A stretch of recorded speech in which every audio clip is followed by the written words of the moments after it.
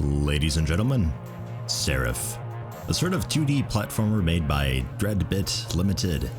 I don't really know how to describe this game and still do it justice, so I think I'll probably just jump right in, but I will say it's fast-paced, it's chaotic, it might give you motion sickness, a little bit, maybe, I don't know.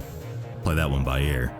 But it manages to make it really chaotic and fun without being a bullet hell, which I think is really interesting to me. It's difficult to describe. As I said, we'll just jump right in. There are no challenges quite yet. As far as I know, the game is still in development, though it's incredibly playable. There's only very few things missing that I can tell. There are also upgrades and crafting systems in the game. We'll be jumping into this a little later on, though. I can't actually do anything here. Yeah, no, I can't do anything here for a little while yet. I need to unlock this thing to actually start gathering components, but as I said, we'll get into that a little later.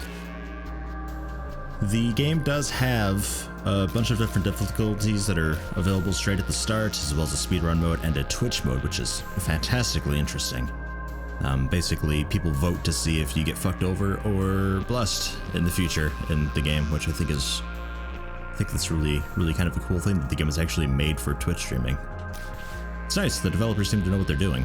Speedrun mode, you play on the same seed every single time, though you can generate a new seed if you'd like, but you can learn the levels that way and speedrun it if that's kind of what you're into. But the game's got a constantly adjusting difficulty curve to it, so the better you're doing, the higher the difficulty goes. You can just start on a really high difficulty as well.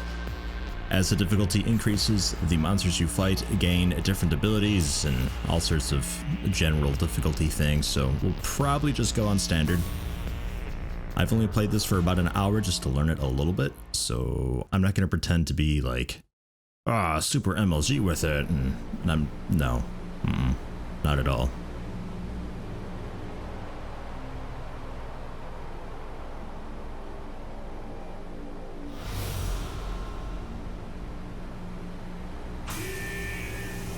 Also, I could have skipped the tutorial, but I figure the game will do a better job of explaining itself than I can ever do, so we'll just kind of go through the tutorial. It doesn't take very long. In fact, I'm pretty sure the tutorial is just the first couple levels are the exact same.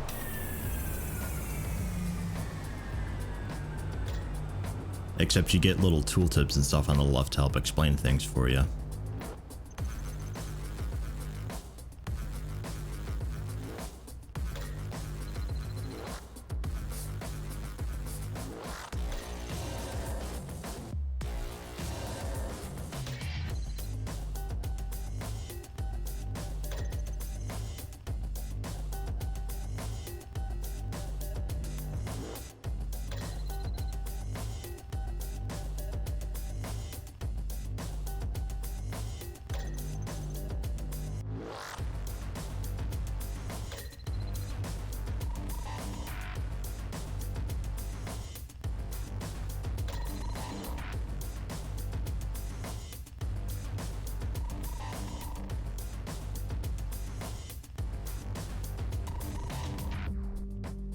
I don't know why I'm so shimmery. I can't tell if that's an intentional glow around the character to help differentiate you from the environment, or if that's just some strange aliasing something.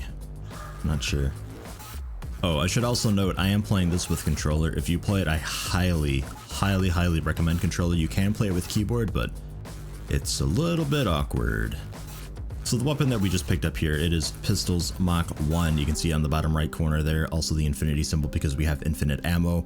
Holding right trigger, she just continuously fires. She automatically aims at everything in the game with all the weapons, so you don't have to worry about that.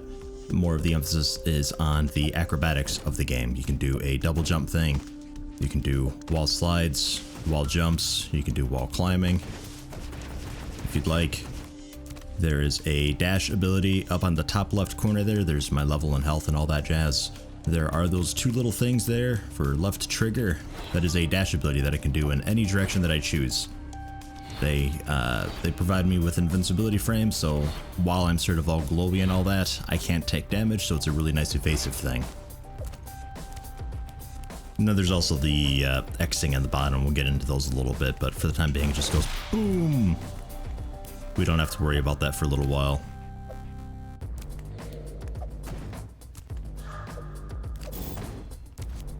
I wasn't really sure what to think about this game when I was first playing it, but after about, I don't know, not very long actually, I sort of got hooked into it.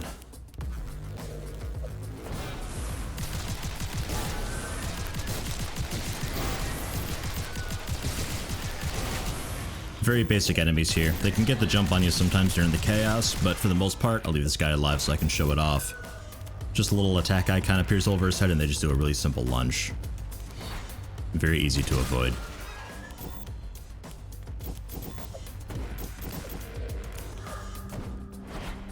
Was there anything up there? No, not yet. Okay. The game's pretty good about hiding things around the outside, and the levels are ordinarily randomly generated, although we're in the tutorial right now, so it sort of is just what it is.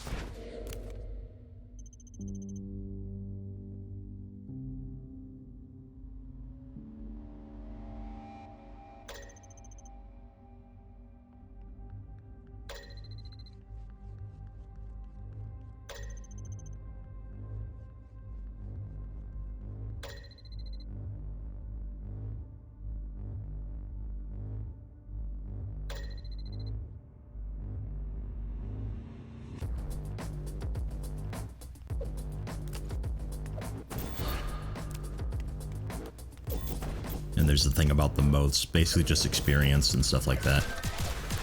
You'll level up and you get what are called blessings, which are basically passives that stick around with you for a while. Again, something we get into in a little bit.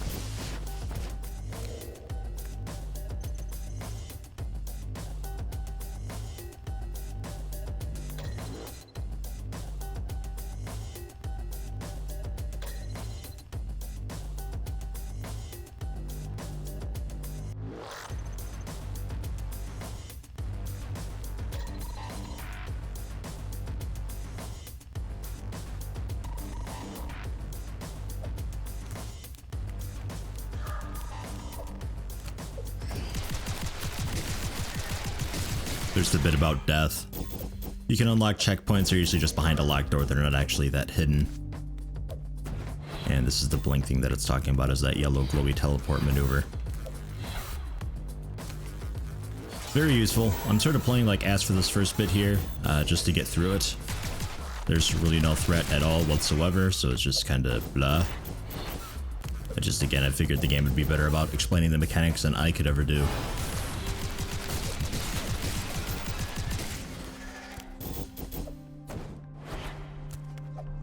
And if you're wondering why I'm not using this, it's because it doesn't do damage yet.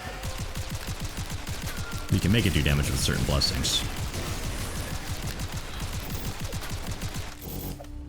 You'll notice this guy's got a sort of an icon over his health bar there. He's a bit unique in that regard, and that means that after I kill him, I have a little bit of time to use that to finish him off. He's sort of like a mini-boss type thing. Eventually you start fighting multiple of them, and on higher difficulties they seem to be more numerous.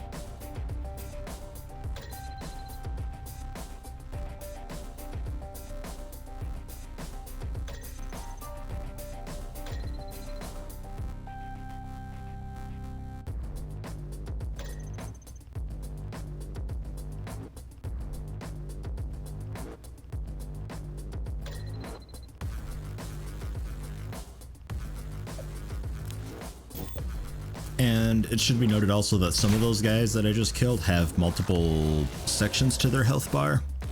So you have to bring them down and then use that multiple times. They become a bit of a process. They're usually like the boss of the level.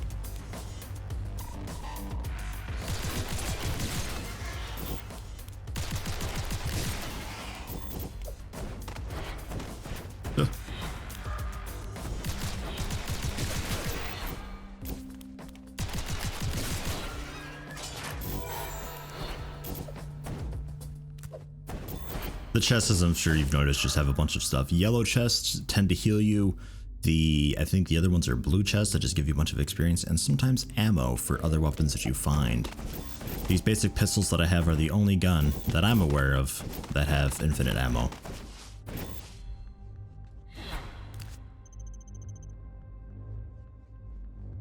And she's referring to that giant red glowing thing on the door just on the right there.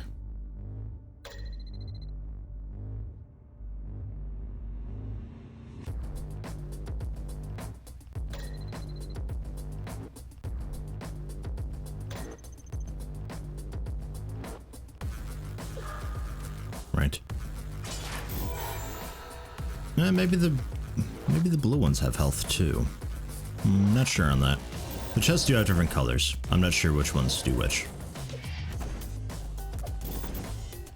And I think, yep, that guy is our first boss. I don't know what the markers over his head mean. Like one of them looks like a fireball type thing. Oh, because he shoots fireballs? Okay, makes sense. Bring his health down, do that. Bring his health down, do that.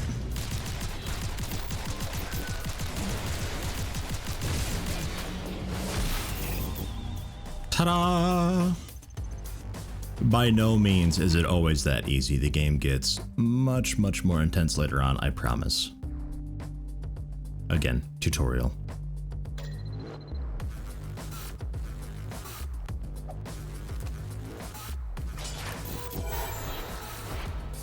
And sometimes these lockers, you'll find them periodically. They'll be nice and glowy, and you can definitely tell that they can be opened.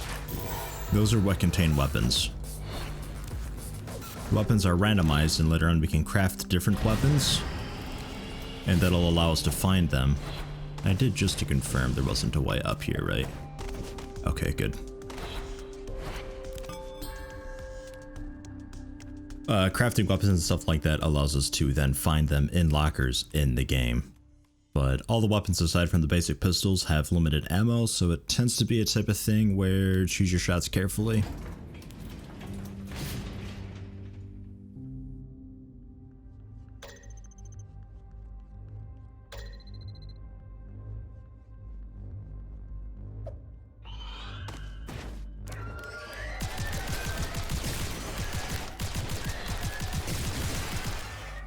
Is this level random or not? I don't remember what this level looked like when I was playing a bit before recording.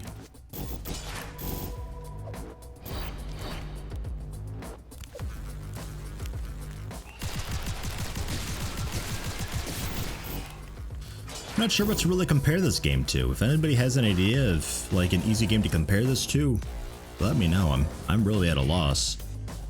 So you can see here, equipped is the Carangela's TF3 Sidearm Mach 1, which is the full auto pistol. It's infinite ammunition, it's a basic weapon. But we can take the assault rifle. It will not replace our pistols. You can have two weapons, one of them being the pistols. So this will be our sort of sidearm. And you can see the quick comparison there off to the right.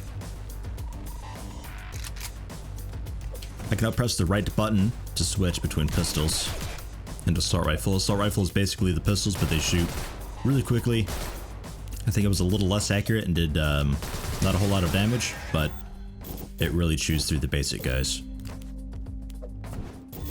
Very nice to have in certain rooms called lockdown rooms. Those are a bit dead spacey, in which you hold out for as long as you can and kill all the things and the doors open and unlock.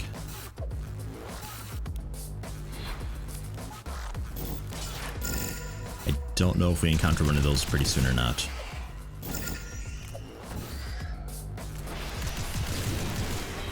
That looks like a new interesting guy.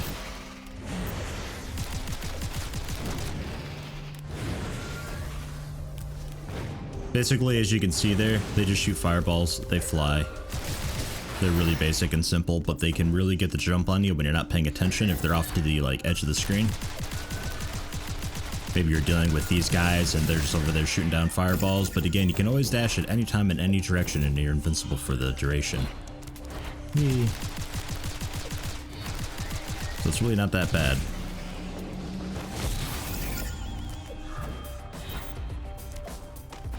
I suppose I will explain those miracles on the bottom. As you notice, we do have two of them now, in addition to X. We also have Y, which is BAM. It basically just, it's a really strong knockback, doesn't do any damage, but it shoves enemies around. I'll do it on this guy if you get a chance. It also throws projectiles, though you can't deflect projectiles and send them toward another enemy. There you go, just knocks him back a bit. And then B is this, probably one of my favorites. It's a giant orb you shoot out. Lets out from you and then comes back to you. So you can sort of aim it a little bit on the fly. A little bit, but it does massive damage. As you see there, sometimes you can avoid it and it just sort of goes back behind you. Very, very handy. Especially since, like, if I were jumping up to this platform and there's a ton of dudes up here, I'll just simulate it a bit here. I could shoot it and just hang out for a bit, and the orb will usually head up there and finish off most of the weaker enemies and clear it out a little bit for me. Well, he's a bit unique because he's got the purple orbs. Whee! Which do homing, and I think they also do damage over time. So we will hit him with that, knock him back, blast him with that, there we go. Blow all cooldowns, no reason not to, really. Come on, just die.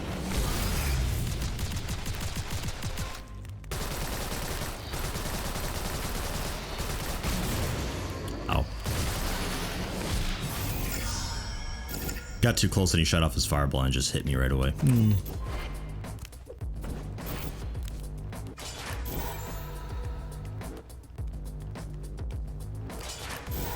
Difficulty counter is on the bottom left corner. That'll slowly go up over time. The better we do, the higher the difficulty goes. When I was playing off camera, I seemed to be around a 2.0 difficulty, though again I wasn't really playing for very long. And I was still learning, so we'll see what we can do. Keeping in mind that you can start the game on difficulty 3 or 7.0.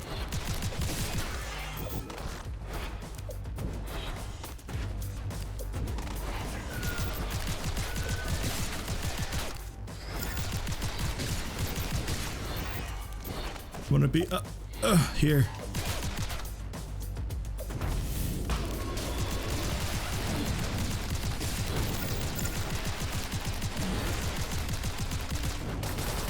I really should just use the assault rifle. I was hoping to save it for the lockdown rooms, but I'm not sure if we're gonna get one of those or not.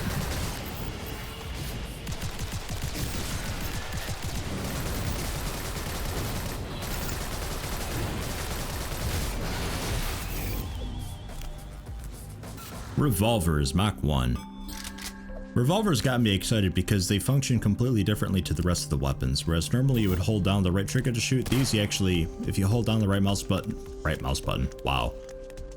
If you hold down the right trigger, you just kind of stand there. You shoot once, but that's it, so you actually have to keep hitting it, which makes a much larger difference than you'd expect. It is very, very convenient being able to just hold down that trigger because it's one less thing to have to worry about. And for that reason, I will go for the assault rifle even if it is significantly weaker and less accurate. And if I don't have much ammo for it, that's fine too. And I didn't actually loot that because I needed to hold down the button for it, I think. Yep, there we go. So we can move on, but I just want to make sure that we have gotten everything that there is to get here.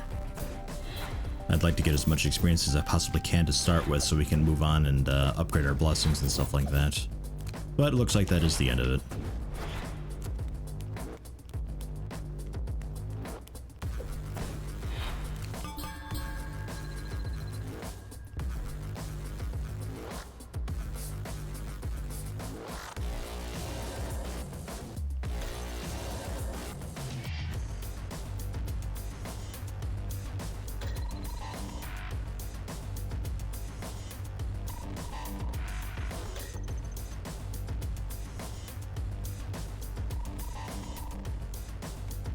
We are about halfway done with this first act, I suppose. Sorry, I said halfway, I meant a quarter of the way. So this is the quick rundown that you get at the end of the level. As it is, the prison deck has 4 levels. I thought this was the end of the second level, but we did the tutorial, and the tutorial was just the first level then. So, aha, we're actually in the real game now, so the levels are randomly generated from here on. So we have the current blessings. I need to level up to get them, but once I do, I can choose a blessing, and as I level them up, they get stronger. These are the passive things that you get. Things like when you double jump, it does damage, or when I use that X ability that I use to finish things off, I can get that so that does damage. Stuff like that.